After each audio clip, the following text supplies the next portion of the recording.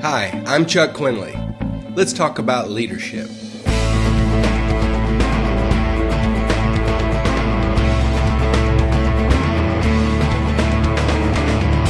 Earlier in my ministry, I found myself serving under a leader that, well, he didn't have all the skills that he needed in order to be the leader. Let's just say it that way. And it was frustrating at times because I would sit there and I could see what needed to be done, but it wasn't for me to make those decisions. And I just had to watch him do it his way. At times, his actions actually brought confusion to the rest of us and sometimes even hurt somebody's feelings. It was a frustrating experience for me as a junior leader. And then one day, this lady came into my office. She was one of the key inner circle people of this leader. And she began pouring out her complaints. She was as frustrated as I was, even worse. And she just went on and on. She had tears in her eyes and it was just compelling. And as I started to agree with her, I heard this really strong voice in my head. It was just one word, and it said, Absolom. You remember Absolom from the Bible? Absalom's story is in 2 Samuel chapter 15. Let me just read a few verses of it to you. It says, Absalom would get up early. Now this is the son of David who thinks his father can't lead as well as he can. Absalom would get up early and he would stand by the side of the road that leads to the city gate. Whenever anyone came with a complaint to be placed before the king for a decision, Absalom would call out to him, "Hey, what town are you from?" He would answer, "Your servant is from one of the tribes of Israel." Then Absalom would say to him, "Look, your claims are valid and proper, but there's no representative of the king to hear you. Oh, if only I were appointed judge in the land. Then everyone who has a complaint or a case could come to me, and I would see that he gets justice."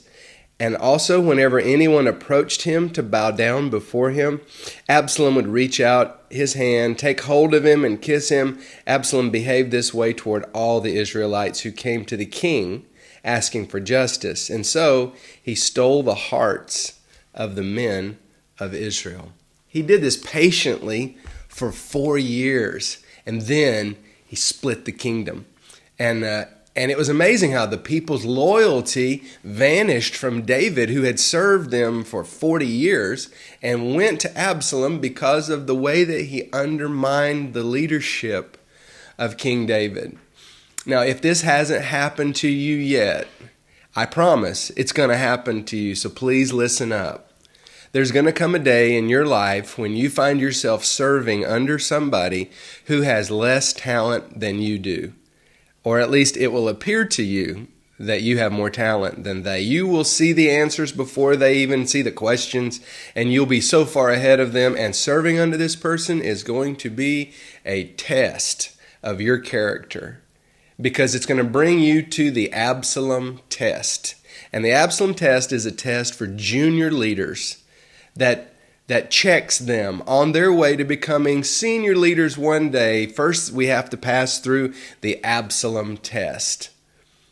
And let me go ahead and tell you how it needs to go. Never be part of the weakening of the leader who's above you.